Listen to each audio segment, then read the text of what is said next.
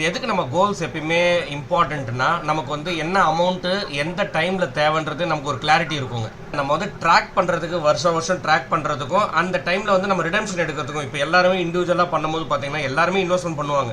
ஒருத்தர் 500 rupees பண்ணுறவங்களும் இருப்பாங்க, 50,000 rupees பண்ணுறவங்களும் இருப்பாங்க. உங்களுக்கு ஆக்சுவலாக இன்னும் கொஞ்சம் கெப்பாசிட்டி அதிகமாக இருக்கலாம், ஆனால் பயத்தினால பண்ண மாட்டாங்க. அதே மாதிரி என்ட்ரி எல்லாரும் கொடுத்தவங்க பார்த்தீங்கன்னா எப்போ எக்ஸிட் கொடுக்கணுன்றதும் தெரியாதுங்க. ஸோ நம்ம இதை என்ன பண்ண போகிறோம்னா இப்போ இந்த ஃபஸ்ட்டு 3 என்னன்றதை பிளான் பண்ணிக்கிறதுக்கு உங்களோட ரிட்டைர்மெண்ட் நீங்கள் கேட்ட மாதிரி நம்ம வந்து first 2 lakhs per month 5% incremental அதுதான் நம்ம ஃபஸ்ட்டு ப்ரையாரிட்டிங்க. இது வந்து எல்லாருமே வந்து ரிட்டையர்மெண்ட்டுன்றது திங்க் பண்ண தேவையில்லைங்க. எல்லாருமே ஏர்ன் பண்ண ஸ்டார்ட் பண்ணிட்டாங்கன்னா ஒன் பாயிண்ட் ஆஃப் டைம் நம்ம வந்து ஏர்னிங் வந்து நம்ம ஸ்டாப் பண்ண போகிறோம். அந்த டைமில் நமக்கு ஒரு பேசிவ் இன்கம்க்கு முன்னாடி பிளான் பண்ணுறது. வந்து இயர்லியராக நம்ம ஸ்டார்ட் பண்ணும்போது சின்ன அமௌண்ட் வந்து வில் டூ, இல்லைன்னா லாஸ்ட்டாக நம்ம பண்ணும்போது ஒரு ஜஸ்ட் ஒரு 5 years 6 years பிஃபோர்னா நம்மகிட்ட ஒரு சில கிளைண்ட்ஸ் பண்ணுறாங்க, ஆனால் ஹெவியாக பண்ணுற மாதிரி வரும். ரைட், நம்ம உங்களோட ரெக்குவயர்மெண்ட்டுக்கு பார்த்தீங்கன்னா மினிமம் சார், இதாவது நான் வந்து எப்படின்னா இதோட அதிகமாக இருந்தால் பெட்டர், ஆனால் இதோட கம்மியாக நம்ம பண்ணோம்னா இந்த இது பாசிபிலிட்டி கிடையாதுங்க. அப்படி தான் நம்ம எப்பயுமே ஒர்க் அவுட் பண்ணுறது. ஓகேங்களா சார்? மினிமம் நமக்கு வந்து ஒரு 3 CRன்றது வந்து இப்போ உங்களுக்கு தெரியும். இப்போ சில பேருக்கு ஏன்னா நான் நிறைய கிளைண்ட்ஸ் கூட பேசும்போது ஒரு சிலருக்கு பார்த்தீங்கன்னா என்னங்க ரொம்ப பெரிய வேல்யூவாக இருக்குதுன்ற மாதிரிலாம் தோணும். ஓகேங்களா? அப்படி கிடையாதுங்க. ஆக்சுவலாக ரியாலிட்டியில் பார்த்தீங்கன்னா ஒரு நம்ம பேசுகிறது வந்து ஆஃப்டர் 13 years, ரைட்டுங்களா? அப்போ வந்து இதோட வேல்யூ வித் இன்ஃப்ளேஷன்லாம் பார்க்கும்போது பார்த்தீங்கன்னா இது இருக்காது ஆக்சுவலாக. ஸோ நம்ம வந்து இப்போ 3 CRன்றது மினிமம் ரிக்குவயர்மெண்ட்டுங்க உங்களுக்கு. ஓகே, சேஃப் தாங்க. எப்படின்னா எந்த அளவுக்கு சேஃப்னா இன்க்ரிமெண்டலாக தான் இருக்கும். அதாவது 49 yearsனு போட்டேன், ஆக்சுவலாக நாட் நெசசரி 49 years. இந்த கான்செப்ட் என்னன்னா லைஃப் டைம் வித்ட்ராவல் தாங்க. ஏன்னா நமக்கு வந்து 15 years 20 yearsக்கு அப்புறம் கார்பஸ் முடிகிற மாதிரி பிளான் பண்ணக்கூடாது இல்லைங்களா? இன்க்ரிமெண்டலாக போகணுன்றது தான் கான்செப்ட். இதுதான் நான் வந்து ஒரு ஸ்ட்ராட்டஜிக்கலாக ஃபாலோ பண்ணுறது. நிறைய பேர் கேட்பாங்க, சார் எனக்கு ஒரு 30 வருஷத்துக்கு பிளான் பண்ணுங்க போதும்னு. அப்போ ஆக்சுவலாக பார்த்தீங்கன்னா 30 வருஷத்துக்கு பிளான் பண்ணும்போது இந்த அமௌண்ட்டோட கொஞ்சம் கம்மியாக வரும். நம்ம என்ன சொல்ல வரோன்னா, நீங்கள் 30 வருஷம் முடிஞ்சதுக்கப்புறம் ஒரு பெரிய அமௌண்ட் நம்மகிட்ட பேலன்ஸ் இருந்தால் நமக்கு தானே சார் சேஃப்டி இல்லைங்களா? ஓகேங்களா? இதில் 2 lakhs per month ரிட்டர்ன் வந்து அது 13% தான் வச்சுருக்கிறேன் நான். ஸோ நம்ம வந்து வெயிட்டிங் பீரியட்லாம் கிடையாதுங்க. இந்த கார்பஸை சேர்த்ததுக்கப்புறம் நம்ம இமீடியட்டாக நம்ம வந்து ஸ்டார்ட் பண்ணுறோம். அதாவது நாளைக்கு ஒருத்தர்கிட்ட 3 கோடி ரூபா இருந்ததுன்னா 2 lakhs நாளையிலேருந்தே ஸ்டார்ட் பண்ணிடலாம். அது ஆனுவலி நம்ம வந்து 5% வித்ட்ராவலுங்க. சரி, ஓகே. இந்த 3 crores நம்ம எப்படி அச்சீவ் பண்ண போகிறோம் இதுதான் நமக்கு தெரிஞ்சிருச்சு. ஸோ இதில் வந்து என்னன்னா நீங்கள் கொடுத்ததை வந்து நான் 15 ஃபஸ்ட்டு பிரிச்சுக்கிட்டேன். அதை ஏன்றது நான் உங்களுக்கு சொல்கிறேன் அடுத்த ஸ்லைடில். ஏன்னா உங்களுக்கு மற்ற கோல்ஸ்க்கும் நம்ம பார்க்கணும். நம்ம இன்னைக்கு எந்த அமௌண்ட்டுக்கு ரெடியாக இருக்கிறோம் அப்படின்னும் போது 15ல் வந்து ஒர்க் அவுட் ஆகலை.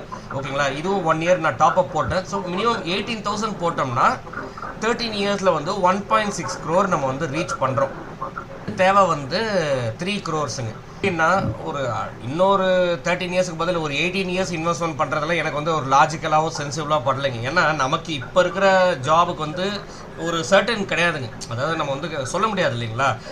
எப்படி நம்ம ஒரு சேஃபர் சைடில் இருக்கணும்னா எவ்வளோக்கு எவ்வளோ நம்ம கம்மியாக இன்வெஸ்ட்மெண்ட் டென்யூர் வச்சுக்கிறோம்ன்றதும் பெட்டர். அதாவது இது நான் பண்ண முடியும் அப்படின்னு திங்க் பண்ணுறவங்க இருப்பாங்க இல்லைங்களா? அந்த கான்ஃபிடன்ஸ் லெவல் வந்து அடுத்த 10 yearsக்கு போகும்போதே நமக்கு இருக்காது இல்லைங்களா? அதனால அதை பார்க்குறோம். ஆனால் வந்து நம்ம கண்டினியூ பண்ணும்போது we are going to continue our investment. அதில் வந்து எந்த ஒரு சேஞ்சுமே கிடையாதுங்க. we should have a basic plan. அந்த பிளான் படி நம்ம ஸ்டார்ட் பண்ணுறோன்னா ஸோ ஒரு 18,000 வருஷம் நான் ஒரு 5,000 rupees தான் இன்க்ரீஸ் பண்ணுறேன் நான். பொறுத்து நாளைக்கு நமக்கு வந்து ஒரு ஜாப் சேஞ்சோ இல்லை நம்ம இருக்கிறதுலேயே நமக்கு வந்து இன்க்ரிமெண்ட் கிடைக்குதுன்னா அதுக்கேற்ற மாதிரி நம்ம இன்க்ரீஸ் பண்ண போகிறோம். நம்மளோட ஃபோக்கஸ் வந்து என்னன்னா இந்த ரிட்டர்ன் வந்து நம்மக்கிட்ட கிடையாதுங்க, நம்ம கண்ட்ரோல் கிடையாது. 13 எப்படி எடுத்தோம்னா லாஸ்ட் 30 yearsல இந்த ரிட்டர்ன் கொடுத்துருக்கு. ஆனால் ரியாலிட்டியில் பார்த்தீங்கன்னா லாஸ்ட் 5 yearsல நிறைய ஆக்டிவ் ஃபண்ட் வந்து 15, 18, 20 கொடுத்துருக்குங்க. ஆனால் வந்து நம்ம அதே கால்குலேஷன் கொண்டு வர முடியாது. கொடுக்கறதுனால நம்ம இது எடுத்துக்கிறோம். அதே மாதிரி நிறைய பேர் கேட்பாங்க, சார் இப்போ வரைக்கும் கொடுத்தது ஓகே, இந்த 30 வருஷம் நெக்ஸ்ட் 30 வருஷம் 20 வருஷம் கொடுக்குமா அப்படின்ற ஒரு கொஸ்டின் மார்க் இருக்கும். அதுக்கு ஆன்சர் வந்து ஆக்சுவலாக யூஎஸில் வந்து டில் டேட் கொடுத்துட்ருக்குங்க. 13க்கு மேலே ஈஸியாகவே கொடுத்துட்ருக்கு. அவங்க வந்து கண்ட்ரி. ஓகேங்களா சார்? நம்ம வந்து டெவலப்பிங், அதாவது நம்ம வந்து நிறைய ஸ்கோப் இருக்குங்க. இன்ஃப்ராஸ்ட்ரக்சர் வைஸோ கண்ட்ரியோட எக்கனாமி வைஸோ நம்ம வந்து நிறைய கண்ட்ரிஸை ஓவர்டேக் பண்ணிவிட்டு ஆக்சுவலாக ஜிடிபி க்ரோத் நல்லா இருக்குங்க. அப்போது ஈஸிலி அச்சீவபிள் சார். ஓகேங்களா? அதுக்கப்புறம் இந்த 1.6 crore ரீச் பண்ணிடுறோம். அந்த 1.6 crore ஜஸ்ட் 5 years டிஃபர் பண்ணுறேன். நம்ம இதுக்கப்புறம் அந்த 13 yearsக்கு அப்புறம் நம்ம இன்வெஸ்ட்மெண்ட் எதுவுமே பண்ணலைங்க. ஸோ டிஃபர் பண்ணும் போதே 3 crores நம்ம ரீச் பண்ணிடுறோம். ஓகேங்களா சார்? இப்போ கேல்குலேஷனில் வந்து இந்த 1.6 crore தான் நம்மளோட டார்கெட்டுங்க.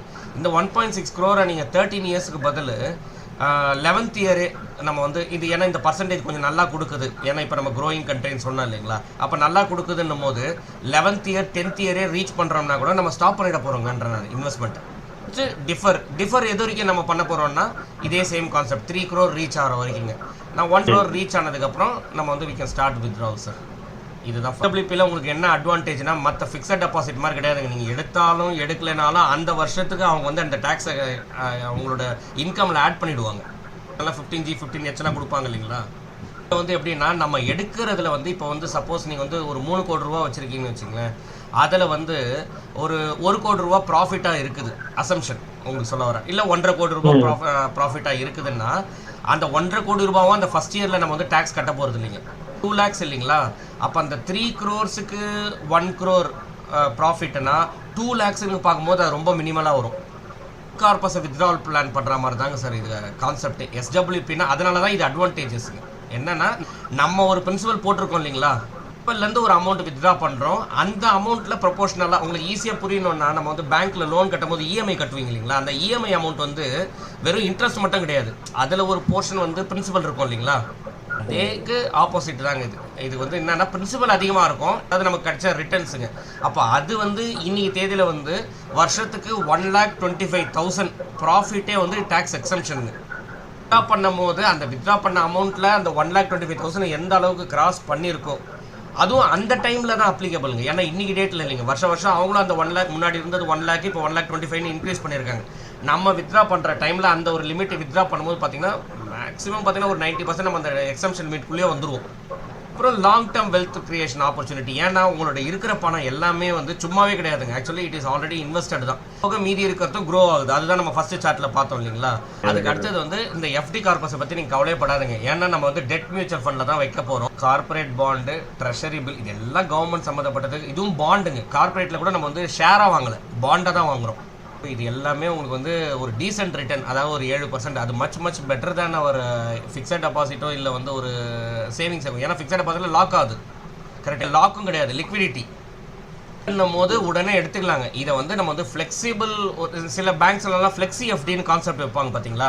அவங்க என்ன சொல்லுவாங்கன்னா, சார் நீங்கள் இவ்வளோ ஒரு அமௌண்ட்டை நீங்கள் மெயின்டைன் பண்ணணும், அதாவது மினிமம் ஒரு 10 lakhs மெயின்டைன் பண்ணுங்க, 20 lakhs மெயின்டைன் பண்ணுங்க, அப்போ நீங்கள் வந்து ஃப்ளெக்ஸி FD நாங்ககிட்ட எடுத்துக்கலாம். இங்கே வந்து நீங்கள் அந்த மாதிரி உங்களுக்கு மினிமம் ரிக்குவயர்மெண்ட்டே கிடையாதுங்க. நீங்கள் 1000 ரூபா ஃப்ளெக்ஸி தாங்க வைக்கிற வரைக்கும் உங்களுக்கு FD ரிட்டர்னு எடுக்கும் போது நீங்கள் எடுத்துக்கலாங்க. பண்ண போகிறோம். இது வந்து எவ்வளோ கார்பர்சன்ட் நீங்கள் RD FD என்னென்ன பிளான் பண்ணுறீங்களோ இந்த கோல்டு அதுக்குன்னு ஒரு ஃபண்டை நான் ஓப்பன் பண்ணிவிடுவோம், அதில் போட்டுருவோம். நம்ம Mutual fund investments are subject to market risks. Read all scheme related documents carefully.